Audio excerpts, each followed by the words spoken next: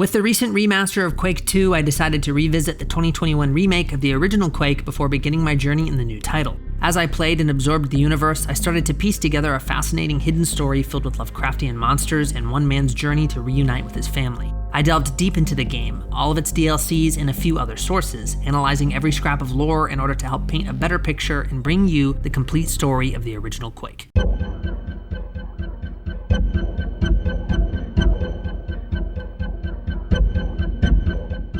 In Quake, you take control of the Ranger, a member of an elite militaristic task force and one of the best they have to offer. The Ranger is a tough-as-nails soldier, a Vietnam veteran, and a decent football player that's willing to put his well-being on the line. He's also a family man. The driving forces in his life are his wife Annie and his daughter and son, individuals he loves and cares for dearly. One fateful day in the earliest hours of the morning, he received a call from his commanding officer. He was ordered to report to a top-secret, seemingly scientific facility immediately. Without hesitation, he headed out, arriving on site in a little over an hour's time. Once at the location, he was briefed on his current mission. There was a problem with the Slipgate device, a powerful gateway that his superiors had been using to quickly transport people and items from one location to another. Originally, the Slipgates were created by humans, but since their inception and frequent implementation, strange things had started to occur. New, non-human Slipgates started to see use, and strange, horrific creatures emerged from them. This new enemy had been codenamed Quake, and these strange interdimensional alien invaders didn't play nice. The Ranger had been summoned to this top-secret facility to lead Operation Counter-Strike, a coordinated attack on Quake's forces. Before leading troops into the Slipgates, the Ranger decided to go for a walk around the facility, likely to clear his mind and prepare himself for the coming conflict. But somehow, the invaders caught wind of their plan. For the brief time he was away, the monsters had dispatched all manner of horrors into the facility. He ran back as quickly as his feet could carry him, and when he arrived, a grim scene sat before him. The base had been overrun, and everyone within had been killed by a surprise attack from Quake's minions. Had the Ranger not left the building, he too would have likely been murdered. Operation Counter-Strike was screwed before it even began. The Ranger was the only survivor, but that didn't deter him. Instead of hightailing it out of there and returning to his loving family, he ventured into the installation. The sounds of gunfire echoed throughout its long, now empty halls. Shotgun in hand, he marched into the complex, the center of which contained a slipgate. That's where the evil's forces had emerged from, and that's where he planned to go. He'd carry out Operation Counter-Strike by himself, against incalculable odds. With a newfound hatred for Quake's nefarious forces, the Ranger stepped inside and prepared himself for whatever hell may lay ahead. He jumped through a slipgate and found himself in an eerie new location with 4 branching paths. The moment he entered this complex, things already started to feel wrong. I can only imagine that his skin started to crawl as his ears were filled with the eerie whispers of omnipresent voices that seemed to have no direct origin. Someone, or rather something, seemed to be calling out to him. But what? It didn't matter. The Ranger had a job to do, and so he picked the path to his left and moved forward, stepping into another slipgate.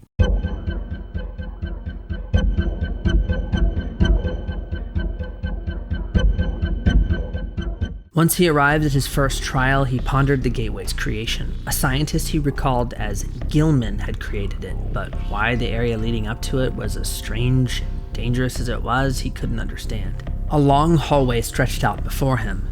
Nothing seemed to be unusual about this place. In fact, it seemed to be a fairly typical man-made facility. He wondered if those that came before him had already built a base on the other side of this first slipgate. It certainly seemed that way.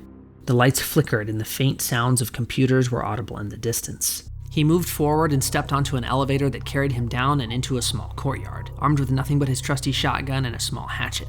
Immediately, he was attacked by several hellish creatures, the first of which was a rabid Rottweiler. As the carnivorous canine barreled towards him, he fired his shotgun into it. The bullets made their way home. The animal shrieked and fell. Keep in mind here that enemy spawns are a bit different depending on which difficulty you play the game on, making it a little unclear what order the Ranger first came in contact with each monster type. The way I'm introducing them may not be the exact timing he first encountered these beings. Just beyond the now dead dog was another creature. The Ranger approached cautiously as he noticed his attire. He was a soldier too, a low-ranking grunt. Before he could speak to his comrade, the would-be human shot at him. Blood dripped down the exposed areas of his skin and his face was twisted into a sneer. The Ranger fired at the grunt and, like the dog before him, put the man down. Was the other soldier possessed? Had he been driven insane by the voices he'd heard in the entryway? He approached the fallen man and the secret was revealed to him. Some kind of probe had been inserted into his head, directly wired to his pleasure center. Whenever he killed, the device would activate, flooding his body with pleasurable endorphins. With this heinous mechanism in place, Quake had turned the Ranger's own men against him and was now using them in its foul armies. The The only way to save them now was with a bit of acupuncture, a little thing called bullet therapy. Upon further reflection, he wondered if it truly was Quake that had done this to these men. Could it have been Gilman, the scientist who built the portal? He couldn't be sure. Looking up into the sky helped reveal the nature of his location a bit more. Strange clouds rapidly passed overhead. Perhaps he was still on Earth? The Ranger moved forward, killing any of Quake's forces along the way until he came upon yet another slipgate. With no other way to continue, he stepped through it. The Ranger was instantly transported to another location, and standing in front of him was something new. A stout, bald-headed creature in a brown tunic with a small device in one hand and a chainsaw fixed to the other. This time, he decided he'd get the drop on the creature and fired into its back. The human-like beast whipped around, firing grenades into his general direction. The monster was odd. It looked human, but somehow not. Its features were ogre-like, and the scent of decaying corpses wafted from its general direction. It was a cannibal with a satchel full of grenades. The Ranger wasted no time pumping several more shots into the creature until it finally fell dead on the wooden bridge it stood on. This new environment was significantly different from the last. This was not a modern facility. The architecture almost looked medieval, like a twisted Renaissance fair mixed with a haunted house. The walls and ground were made from large bricks, and the only sources of light were mounted torches. The sky was different too. The familiar blue from before was now replaced with a hellish red. He definitely wasn't on Earth. Not anymore. Strange images adorned the walls. Demonic faces and odd red windows casted an unnerving glow wherever they were placed. The doors in the area seemed archaic, being made from gears instead of modern circuits. Occasional traps were hidden throughout the Ranger's path as well. Large nails would occasionally propel out of surfaces, and hidden passageways would sporadically reveal themselves, sometimes for his benefit, sometimes not. He moved into another room when suddenly the wall to his left shifted and slid downwards. Two men rushed him, each adorned in the garb of a knight, swinging swords wildly. A few shotgun rounds later and they fell. These weren't his fellow Rangers, they were something else entirely. While they still appeared to be human, they seemed to be from a different time, as if they were plucked from the past, much like the walls that surrounded him. He pressed on and acquired a silver key, his only way through a door that blocked his way forward.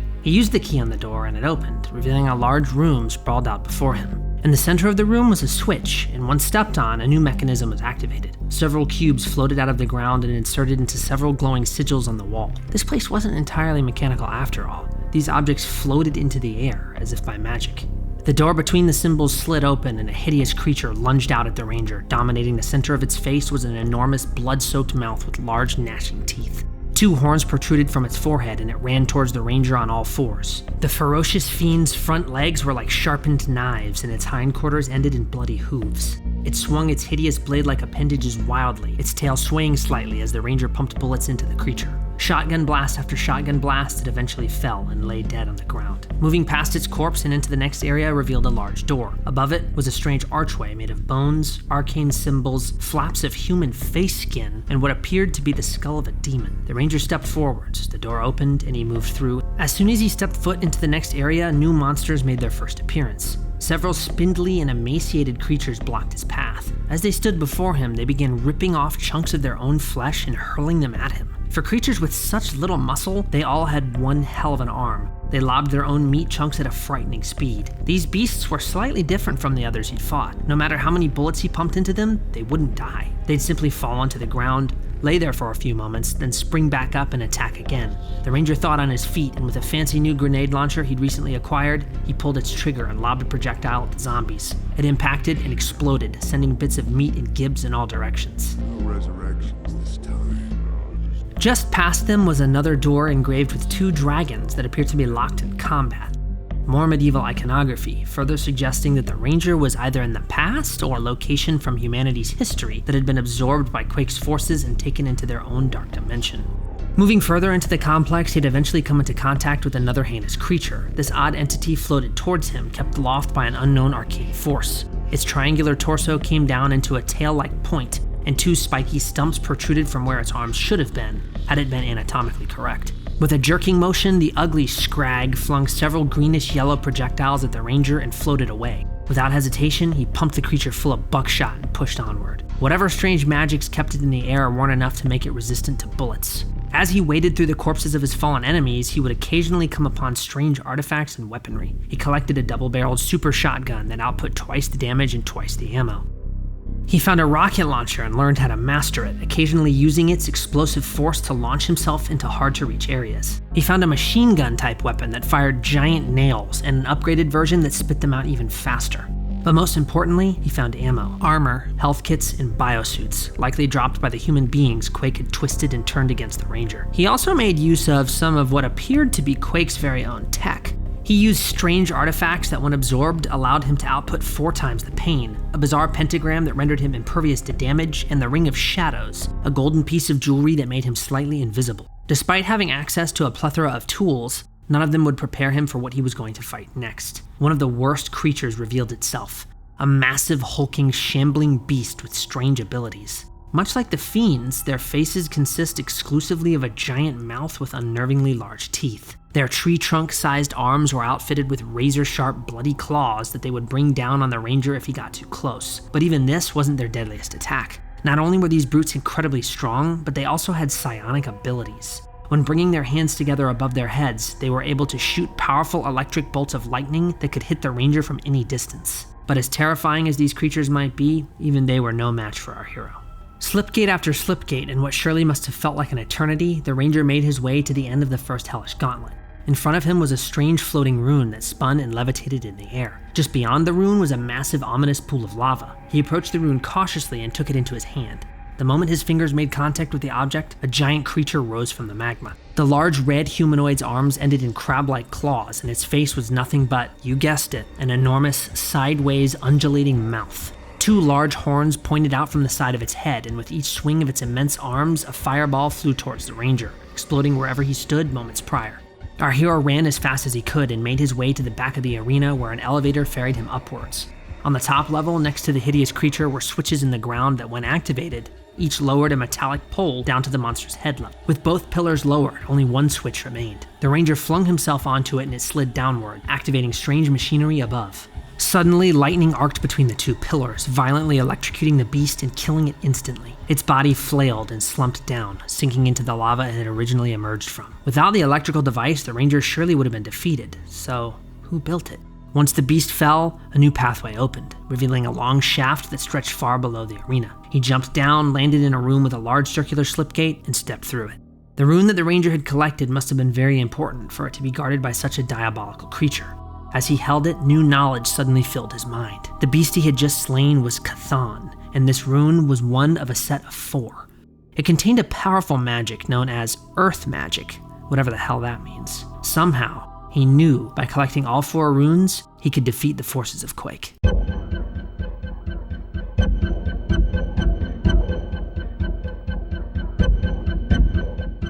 Upon the death of the beast, he found himself back in the strange entryway and without hesitation made his way into the next gauntlet. He stepped through a portal, and when he rematerialized, he was inside another, far more modern facility. Instead of keys, he now needed key cards, and some of the mechanisms throughout the base were much more technological instead of mechanical.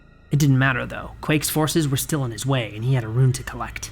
The Ranger kept moving, dodging the occasional trap, taking notice of strange symbols like bloody pentagrams, activating switches, swimming through strange pools, walking past writhing zombies pinned to the walls, and of course, eviscerating monsters. Each new location started to blend together, but new areas revealed new horrors, such as the much beefier Death Knights donned in black armor. Their swords were larger than regular knights, and they were able to fling slow-flying projectiles at the Ranger. Some pools contained giant piranha-like rotfish that instantly tried making a meal out of him, and he started encountering upgraded soldiers with energy weapons and battery packs. But none of these new creatures stopped him. He pressed on, laying waste to them as they got in his way. Making use of a strange new 3-pronged weapon that was akin to the Shambler's electric attack, he was able to dispatch another one of Quake's deadliest horrors, a Vor. These ugly spider-like monsters fling heat-seeking, spiky projectiles that explode on contact. Their arms end in pincher-like hands, and their 3 legs end in sharp, bloody points. Much like many other creatures within Quake's army, its face is primarily a large, blood-soaked mouth with, once again, large, gnashing teeth. Once the new abomination fell, the second rune was revealed to him. He stepped forward and grabbed it. As he clutched it in his hand, cursed knowledge started to fill his mind. This object was the Rune of Black Magic. A name suddenly flooded his thoughts not of his own creation. The leader of Quake's armies was called Shub-Niggurath. Now, more certain than ever, the Ranger realized that if he combined all 4 runes together, a slipgate to the location of these monsters' leader would open. As this information settled in his memory, a new thought, one of his own creation, occurred to him. Each slipgate he stepped through eventually led him to the next rune. Did someone, or something, want him to find these? Surely it wasn't Shub-Niggurath. As troubling as that thought was, he pressed on anyways.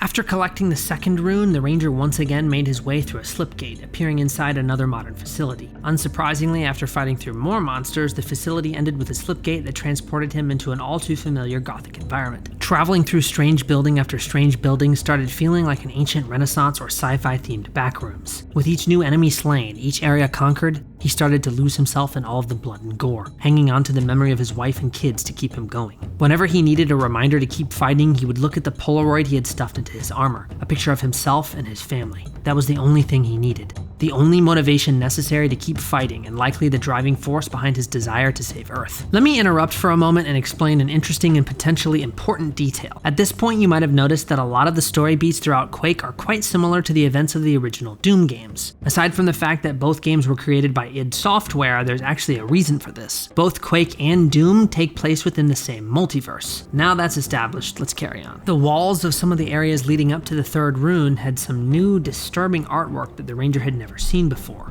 This unsettling image was a depiction of what appeared to be Jesus wearing a crown of thorns and bleeding from his face. Why would this nightmarish dimension contain Christian iconography? Perhaps Shub-Niggurath's forces have some kind of connection to Doom's demons? The plethora of demonic faces adorning the walls throughout each area seems to suggest as much. On the other hand, maybe all of these things are simply here to help degrade the Ranger's sanity. Making someone feel or think they're stuck in hell is a good way to do so, especially if he's a religious guy. It's tough to say for sure. As he pushed on, he'd start to notice more and more religious symbols like crosses or switches similar to the Jesus mural. If these heinous creatures were attempting to weaken his resolve, they weren't succeeding. He pressed on, arriving in a large chamber that contained the third rune. Though he met stiff resistance before collecting it, the creatures fell faster and more easily than Cathan, the guardian of the first rune. As he grabbed the object, he surely steeled himself in preparation for whatever unpleasant knowledge it would soon bring. Suddenly, he became aware of its power. It was the rune of hell magic, and as he grasped it, an intense heat burned his hand. An evil force began pulling at his very soul, but whatever power the rune had been imbued with was no match for his determination. He had to march on to save Earth and return to his family. He jumped through the slipgate in front of him and found himself once again at the entryway. Only one section remained. The Ranger walked down the hall and entered the slipgate.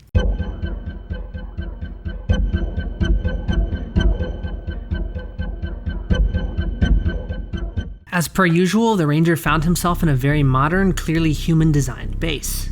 Thoughts of its creation likely resurfaced in his mind. Moving on through the building and into another slipgate led him back to the familiar Gothic areas from before.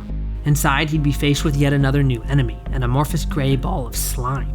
Despite its inconspicuous appearance, these creatures were extremely deadly and capable of jumping great distances at astonishing speeds. When killed, they exploded in a volatile puff of gray smoke that is less than pleasant to be close to. Regardless of what clever attacks these monsters employed, the Ranger killed them all as he fought through the fourth and final trial. After slaughtering wave after wave of all manners of monsters, he finally arrived in the room containing the final rune.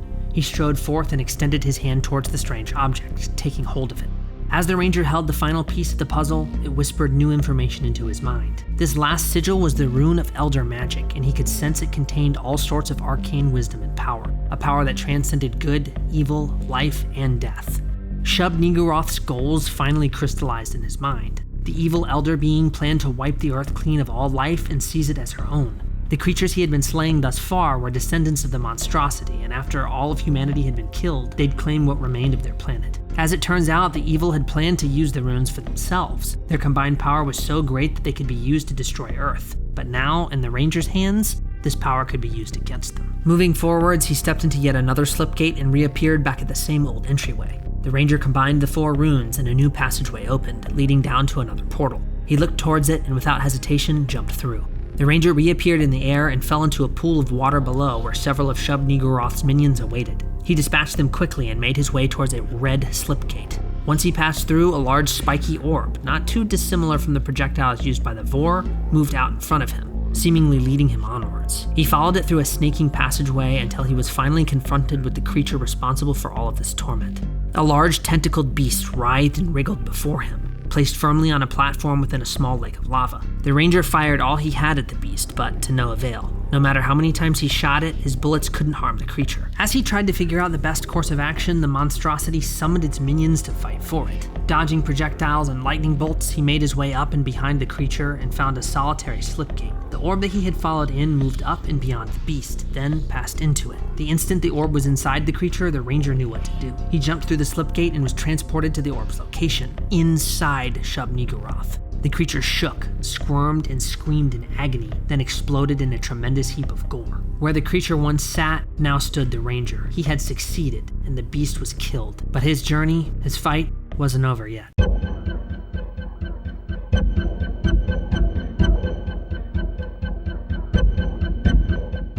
After the defeat of the tentacled monstrosity, the ranger stumbled through another portal and appeared within yet another military base. Unsurprisingly, he wasn't relieved. His time dealing with these hellish dimensions taught him not to be too hopeful and that there's always a chance more monsters may lie ahead. Silence filled the empty passageways, an eerie reminder that things were likely not back to normal. A military base such as this should be noisy and packed with the movement of soldiers. The ranger scanned the environment until he saw an active computer terminal. Approaching cautiously, he read the text on the display. It was a standing order from the base's commander. The installation had been sealed from the outside to prevent any of the monstrous creatures he had been fighting from escaping and tainting the earth with their evil. Most weapons and vehicles had been removed so as to negate any possible advantage securing the base might grant the invaders. That meant one thing. There was no way out of here, at least not a pathway that wasn't paved in blood.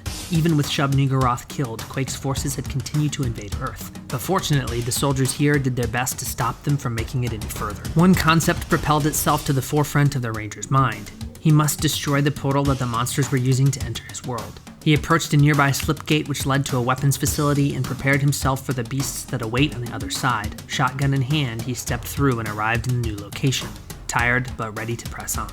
Just a few moments after entering the portal, the ranger already found himself knee-deep in the dead. A new monster rushed him, a giant, startlingly agile scorpion with dual nail guns for claws. Without hesitation, he put the centroid down and marched forward. He grabbed hold of a brand new piece of artillery as well, the same laser cannon the Enforcer soldiers had been using to fire at him thus far. This facility made frequent use of slipgates, each section connected via the portals. Once he cleared one section of the base, he'd step through a gateway and be transported to another.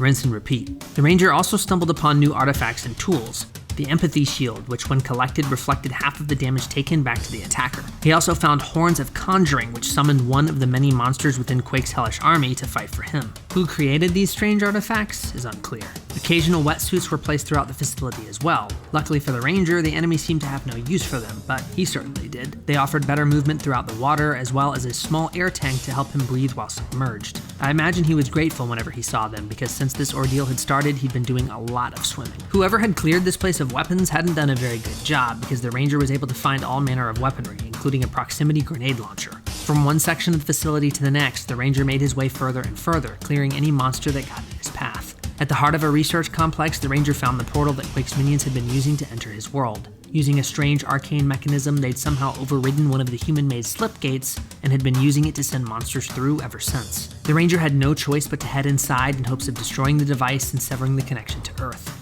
Once he stepped through the gateway, he was immediately met with a new monster. The stout, bat-like gremlin lunged at him and grabbed hold of one of his weapons, pointed it back at him and fired. Before it could land the kill shot, the ranger whipped out another tool from his arsenal and blasted the creature away, likely making note to keep his distance from them from now on. The realms of Quake started to make less and less sense as the ranger ventured further into the bowels of the dimension. He found himself in sprawling cathedrals and what seemed like ancient castles, all locked within the same void he had started to grow so accustomed to. While plunging through the bizarre bowels of the alternate space, the ranger eventually came into contact with a brand new piece of weaponry, a curious hammer that was somehow imbued with lightning, much like Mjolnir of Norse mythology.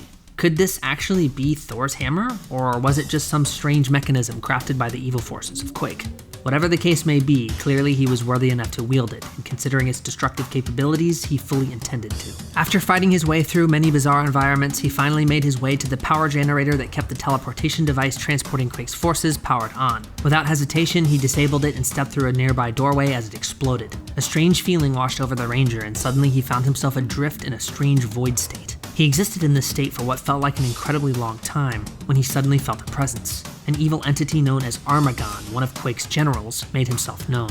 This new entity realized who the ranger was. the man who defeated Shub-Niggurath and thwarted their attempt to take control of Earth. In a fit of rage, the being screamed out in anger, and all of the Ranger's sense of self was momentarily wiped away. He regained consciousness in a new place, but where? Was he back on Earth? Was he still within one of the strange evil dimensions? He couldn't even tell anymore. Regardless, he pressed on.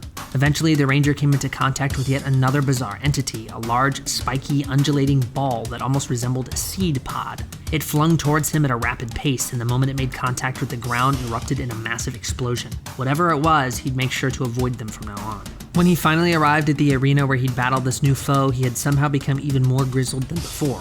Whatever this beast was, he was ready for it. A large cylindrical stone object spun wildly in the center of the area until it finally exploded and the beast was revealed. A massive, half-meat, half-mech monstrosity with twin cannons that spewed death and destruction stood before him. Armed with a pentagram of protection, the Ranger fired round after round at the beast until it finally fell. As the entity perished, the very fortress surrounding him began collapsing. The walls around him started to crumble, and in their place stood a lone slipgate. Without hesitation, he sprinted to the portal and threw himself in, reappearing back in Command HQ. Perhaps he could now rest, and if he was lucky, return to his family.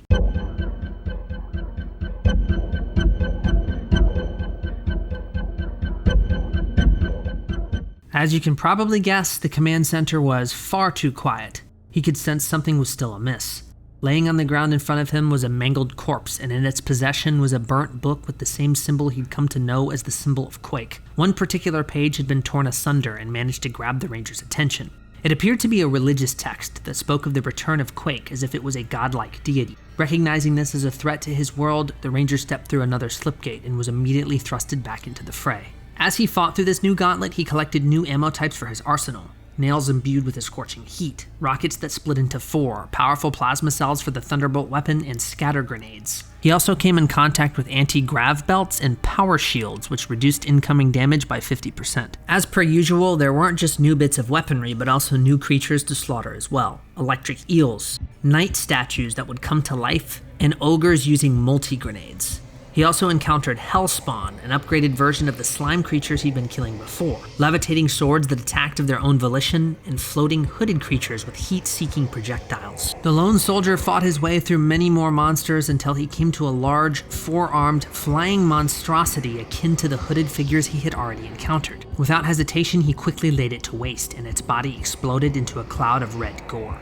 A lone slipgate appeared before him, and he stepped through. Was this entity truly the last of Shub-Niggurath's forces? As he pondered the question, a message was telepathically injected into his brain. Something was speaking to him, a voice he knew to be evil. If he laid down his arms and knelt down before what remained of the monsters, he'd be spared. Yeah, right. The Ranger had already made it this far, and he wasn't about to give in. He fought his way through small, Chthon-like creatures, traveled to a strange part of Quake's realm that resembled ancient Egypt, slayed mummies, vanquished strange, seemingly Egyptian men, killed a literal dragon, and finally destroyed a giant machine within the evil domain. As the machine exploded, he eyed a strange device referred to as a time pod and flung himself inside. With the beast slain, one can only wonder, who was the voice the Ranger had heard that instructed him to concede? The answer, unfortunately, remains a mystery.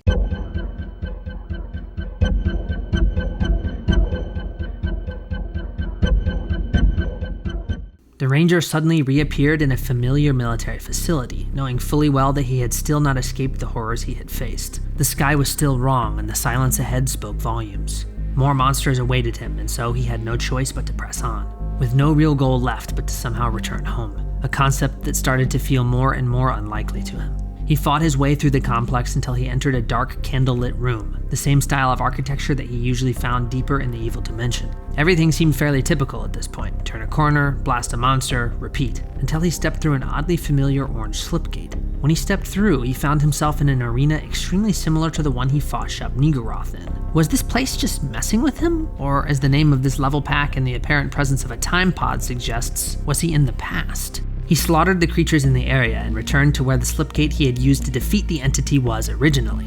In its place, a peculiar pillar. He walked up to it and touched it, causing it to slide downwards and reveal a staircase on the island in the lava below. He jumped down and made his way inside. In the newly revealed room was a few shamblers, which he dispatched. Once both of the creatures fell, a wall slid aside, presenting another slipgate.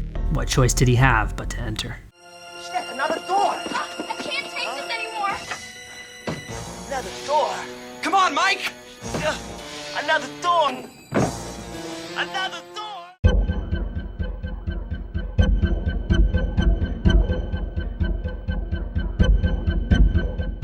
When he reappeared, he found himself in a large open room with pipes and a strange mechanism ahead. Something within him told him he needed to collect some more runes in order to power this arcane machine. For what reason, he couldn't be sure. Nevertheless, he picked a door and passed through it.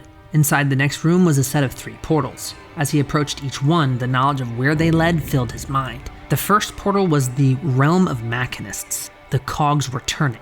What this meant, he didn't know, but either way, he knew this song and dance. Get the runes, move on, maybe get the chance to go home. One rune had already been inserted into the machine prior to his arrival. The corpse of another ranger lay at the base of the arcane object. I'm sure our hero felt a great sadness when he thought of the journey his fellow soldier had been through, but his effort would not be in vain. 5 other sigils remained, and they weren't going to collect themselves, so he jumped through the first portal. With this strange new objective now clear in his mind, the ranger cut a bloody swath on his way to the next rune. When he acquired it, he was, again, instilled with a surge of new information. In his mind, he could suddenly see the blueprints of Chthon's creation. Sigil in hand, he hopped through another slipgate and found himself inside the strange machine once more. Without hesitation, he approached the next portal, the realm of blacksmiths, a dying world of brimstone. He stepped through, and with each new area conquered, each new slipgate entered, and each new rune acquired, more information became clear to the ranger. The rune of blacksmiths was being used to power a strange device in a bizarre land, and when he took it, the realm began to crumble. The creatures left behind would be forced to kill for the rights to the dying world's remaining resources. Acquiring the rune of the stonemasons wasn't easy.